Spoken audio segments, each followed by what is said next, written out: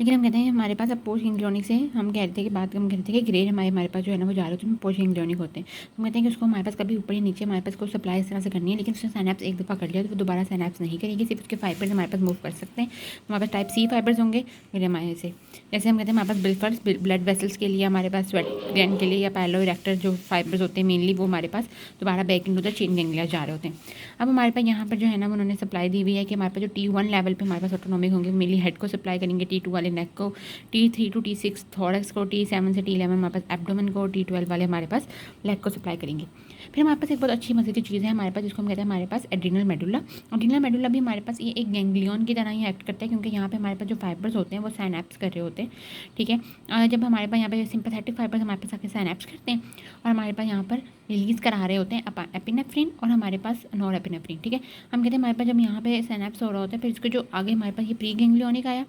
ये post ganglionic आया, तो इसका हमारे पास पोस्ट गैंग्लियोनिक ब्लड वेसल्स पे हमारे पास जा रहा होता है, जहाँ पे वो एपिनेफ्रिन नॉर एपिनेफ्रिन कॉज कर रहा होता है, जो कि हमारे पास जो है वो फिर देन अपना जो है ना वो हमारे पास इफेक्ट प्रोड्यूस कर रहा होता है। ठीक है, अपना एपिनेफ्रिन और नॉन एपिनेफ्रिन अपने अपने हमारे पास काम करे होते हैं, जो कि हम आगे डिस्कस करेंगे कि हमारे पास क्या काम होते हैं, क्योंकि हमारे पास एपिनेफ्रिन और नॉन एपिनेफ्रिन भी हमारे पास सिंपैथेटिक फंक्शन से सेम ही काम करे होते हैं, लेकिन हम कहते हैं कि हमारे पास एक सेफ्टी फैक्टर के तौर पर होता है, यानी बिल्कुल सिंपैथेटिक फंक्शन अगर है वो हमारे पास ख़राब हो गया, ठीक है, तो हमारे पास एपिनेफ्रिन और एपिनेफ्रिन फिर भी रिलीज़ होगा और अपने काम हमारे पास करते रहेंगे सिंपैथेटिक वाले, या एपिनेफ्रिन और एपिनेफ्रिन ख़राब हो गया तो सिंपैथेटिक वाले जो है ना वो अपना काम करते रहेंगे, तो ये हमारे पास एज अ सेफ्टी फैक्टर जो है वो हमारे पास काम कर रहा होता है। अब जो हमारे पास नेक्स्ट है वो हमारे पास जो है ना वो पैरासिम्पैथेटिक है। पहले हमने सिंपैथेटिक डिस्कस किया, पैरासिम्पैथेटिक की बात करें तो वहाँ से हमारे पास सिंपैथेटिक में T1 से L2 तक था। अब हमारे पास यहाँ पे हम कहते हैं हमारे पास क्रेनियो सैक्रल आउटफ्लो होता है, यानी क्रेनियल ऑफ 3,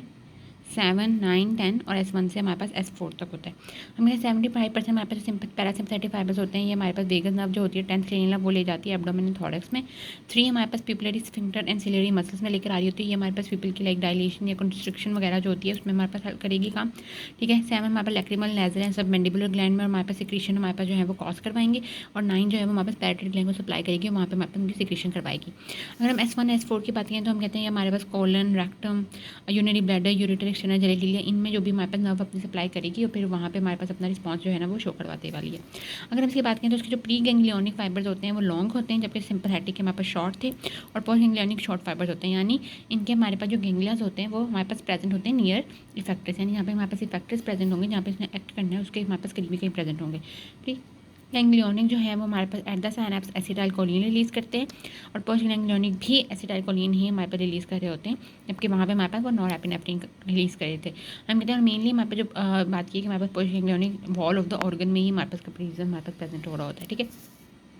अब हम देखते हैं कि हमारे पास जो है ना वो सिक्रीशन जो है वो हमारे पास हो कैसे रही होती है। ठीक है, हम कहते हैं हमारे पास पोस्ट गैंग्लियोनिक जो फाइबर्स होते हैं सिंपैथेटिक हो या हमारे पास पैरासिम्पैथेटिक हो, ये हमारे पास लाइक इफेक्टर सेल्स को टच नहीं कर पाते, बहुत मुश्किल है कि हमारे पास टच करें, बल्कि हमारे पास ये जो टारगेट सेल्स होते हैं उनके कनेक्टिव टिश्यू में ही हमारे पास मतलब नॉर्मली जो है ना वहीं पर ही हमारे पास ख़त्म हो जाते हैं। तो उनके क्या होता है, इनके पास हमारे पास जो है ना वो बहुत बल्बस सी हमारे पास एक इन्लार्जमेंट सी होती है। ठीक है, उसको हम वेरिकोसिटीज़ कहते हैं, जो इन्लार्जमेंट है उसको हम हमारे पास से कहते हैं वेरिकोसिटीज़। हम कहते हैं उस वेरिकोसिटीज़ में हमारे पास क्या होता है, हमारे पास वेसिकल्स होते हैं न्यूरोट्रांसमीटर्स के। ठीक है, उसमें हमारे पास न्यूरोट्रांसमीटर स्टोर हो रहे होते हैं, वहाँ पे सिंथेसाइज भी हो रहे होते हैं, और बहुत सारे वहाँ पे नंबर ऑफ द माइटोकॉन्ड्रिया हो रहा होता है। ठीक है, जो हमारे पास हेल्प करते हैं उनको सिंथेसाइज करने में। तो हम कहते हैं हमारे पास जैसे ही हमारे पास एक्शन पोटेंशियल वहाँ पे आ रहा होता है, कैल्शियम आयन हमारे पास इन्वर्ट जाते हैं। ठीक है, पॉजिटिविटी को इंक्रीज़ कर रहे होते हैं, वेसिकल्स के ऊपर जाके हमारे पास लगते हैं और हमारे पास उन वेसिकल की एक्सोसाइटोसिस करा देते हैं। उन वेसिकल की एक्सोसाइटोसिस हो जाती है तो हमारे पास जो न्यूरोट्रांसमीटर होते हैं वो हमारे पास रिलीज़ हो जाते हैं, एसिटाइलकोलिन हो या जो भी, और वो हमारे पास आगे जब रिसेप्टर पे बाइंड करते हैं तो फिर हमारे पास अपना फंक्शन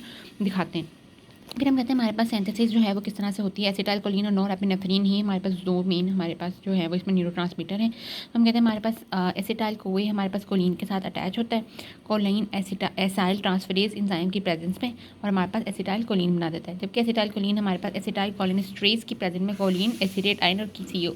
कोएंजाइम ए जो है वो हमारे पास फॉर्म करता है। तो हमारे पास कोलिन जो है वो हमारे पास जब हमारे पास फंक्शन हो जाएगा तो एसिटाइल कोलिनेस्ट्रेज हमारे पास जो प्रेजेंट होता है वो तोड़ देगा, तो कोलिन दोबारा से हमारे पास उसी टर्मिनल नर्व एंडिंग या वेरिकोसिटीज हम कह सकते हैं, उसके अंदर हमारे पास ट्रांसपोर्ट हो जाता है। और ठीक है, और हमारे पास एसिटाइलिन भी हमारे पास यहाँ ब्लड में हमारे पास चला जाता है। एसिटाइलकोलिनेस्टरेज की अगर हम बात करें तो हम कहते हैं हमारे पास कनेक्टिव टिश्यू के अंदर हमारे पास ये प्रेजेंट होता है, बाउंड होता है हमारे पास कोलेजन और ग्लाइकोमाइनोग्लाइकेंस के साथ। ठीक है, अब हमारे पास नॉरएपिनेफ्रिन की बात करें तो हम कहते हैं हमारे पास एक्सोप्लाज्म जो होता है, यानी एक्सोन का जो हमारे पास साइटोप्लाज्म होता है, उसके अंदर हमारे पास की स्टार्ट हो रही होती है सिंथेसिस, लेकिन हमारे पास एंड कर जाती है सिक्रीटरी वेसिकल में। यानी अगर हम बात करें कि हमारे पास ये जो है ना वो हमारे पास सेल बॉडी है, तो ये हमारे पास एक्सोन अगर जा रहा है तो यहाँ पे हमारे पास स्टार्ट होने लग जाएगी, लेकिन एंड पे जो हमारे पास का टर्मिनल होता है ना एक्सोन का, जहाँ पे हमारे पास सारे हमारे पास वेसिकल्स होते हैं, इसमें न्यूरोट्रांसमीटर्स होते हैं, यहाँ पे इसकी सेंसेस स्टॉप होती है, लेकिन स्टार्ट हमारे पास यहीं से हो जाती है। तो कैसे होगी, हमारे पास ट्रायोसिन है, उसकी हाइड्रोक्सिलेशन होगी, यानी OH की एडिशन होने वाली है, तो हमारे पास बन जाएगा डोपा की डीकार्बोक्सिलेशन होगी, यानी हमारे पास जो कार्बन डाइऑक्साइड है वो रिमूव होगा, तो हमारे पास डोपामीन बन जाएगा। डोपामीन की हाइड्रोक्सिलेशन यानी हमारे पास OH ऐड होगा, तो हमारे पास नॉरएपिनेफ्रिन बन जाएगा, और एपिनेफ्रिन में मिथाइलेशन यानी CH3 अगर हम डाल लेंगे तो हमारे पास एपिनेफ्रिन जो है ना वो फॉर्म होने लग जाएगा। हम इसकी रिमूवल की बात करें तो हम कहते हैं हमारे पास एक्टिव ट्रांसपोर्ट के थ्रू जो है ना वो उसको हम दोबारा से जो है ना वो रीअपटेक कर लेते हैं, अंदर हमारे पास दोबारा जो है वो सिक्रीटरी वेसिकल्स के अंदर ही चला जाता है। 50 to 80% तक जो हमारे पास बाकी बच जाता है वो बॉडी फ्लूइड्स के अंदर डिफ्यूज़ हो जाता है, लाइक ब्लड वगैरह के अंदर, और बाकी जो बच जाता है उसको हम मोनोअमाइन ऑक्सीडेज हमारे पास एक एंजाइम होता है जो कि नर्व इंडेक्स में हमारे पास प्रेजेंट होता है, वो उसको डिस्ट्रक्ट कर देता है, उसको तोड़ देगा। जहाँ हमारे पास टिश्यूज़ के अंदर कैटिकोल ओ मिथाइल ट्रांसफरेज भी होता है जो कि हमारे पास इसको जो है ना वो तोड़ देगा। अब अगर हम रिसेप्टर्स की बात करें, यानी हमारे पास हम पहले पढ़े होते हैं जैसे प्री सिनेप्टिक हमारे पास मेम्ब्रेन होती है साइनेप्स के अंदर, एक प्री सिनेप्टिक मेम्ब्रेन होती है, पोस्ट सिनेप्टिक मेम्ब्रेन होती है। प्री सिनेप्टिक से हमारे पास जो है वो निकलते हैं न्यूरोट्रांसमीटर, तो यहाँ पे हमारे पास डिफरेंट जो है ना वो रिसेप्टर प्रेजेंट होते हैं जिसके ऊपर वो हमारे पास बाइंड करते हैं, अपना फंक्शन प्रोड्यूस करते हैं। हम कहते हैं हमारे पास रिसेप्टर किस तरह से एक्ट कर रहे होते हैं, हमारे पास रिसेप्टर जो है वो या तो सेल मेम्ब्रेन की परमेबिलिटी को चेंज कर देंगे, या हमारे पास एक्टिव या इनएक्टिवेट करेंगे एक सेकंड मैसेंजर एंजाइम का, ठीक है, जो कि हमारे पास आगे फंक्शन करेगा। ये अगर हम देखें तो हमारे पास ये हमारे पास हमें बताया हुआ है कि हमारे पास ये रिसेप्टर जो है ना वो प्रेजेंट होते हैं, यहाँ पे हमारे पास रिसेप्टर लगता है, और सेकंड मैसेंजर में हमारे पास क्या होता है कि इसके साथ हमारे पास एक और मॉलिक्यूल अटैच होता है। जब हमारे पास सिग्नल आ रहा होता है तो हमारे पास सेकंड मैसेंजर को अच्छा सिग्नल मिलता है कि अच्छा ये काम करना है, तो वो हमारे पास फिर वहाँ से डिटैच हो जाता है और फिर अपना काम जो है वो परफॉर्म कर रहा होता है। जैसे हमने एग्जाम्पल में दिया है कि नॉरएपिनेफ्रिन हमारे पास रिसेप्टर पे आके लगा नॉरएपिनेफ्रिन, तो हमारे पास क्या हुआ, एडिनाइल साइक्लेज जो है वो ज़्यादा हो गया, यानी यहाँ पे सेकंड मैसेंजर हमारे पास उतरा, उसने हमारे पास किया CAMP के हमारे पास फॉर्मेशन को इंक्रीज़ कर दिया, जिससे हमारे पास इंटरसेलुलर रिएक्शन भी है हमारे पास परफॉर्म करवाए।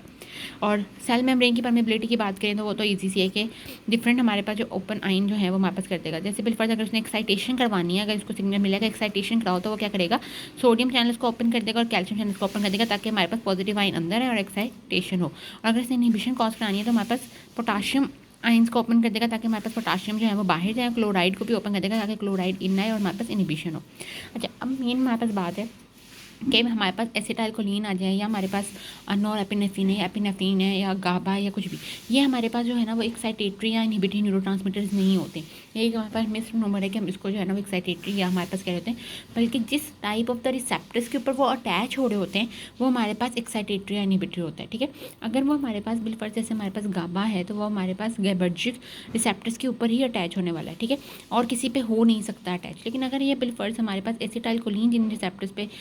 म्यूजर्निक हमारे पास रिसेप्टर्स हैं, ठीक है, या एडिनर्जिक रिसेप्टर्स हैं, उनके ऊपर अटैच होता है, एक्साइटेशन करवा सकता था, ठीक है। लेकिन अगर ये अटैच हो, क्योंकि हमारे पास इनकी ऐसी रिसेप्टर्स की भी शेप होती है और न्यूरोट्रांसमीटर की भी अटैच नहीं हो पाते, तो इसलिए हम कह देंगे ये हमारे पास इनहिबिटरी न्यूरोट्रांसमीटर है। लेकिन हमारे पास इसमें न्यूरोट्रांसमीटर का रोल नहीं होता, इसमें रिसेप्टर्स का रोल होता है, और अगर हम इसको अटैच कर सकें किसी और रिसेप्टर्स के साथ तो हमारे पास ये काम कर सकेगा, एज कुछ भी हमारे पास काम कर सकता है। जैसे हमारे पास एसिटाइलकोलिन है, हमारे पास इनहिबिटरी भी और एक्साइटेटरी भी है, क्योंकि हमारे पास ये डिफरेंट रिसेप्टर्स के ऊपर अटैच हो रहा होता है। जब ये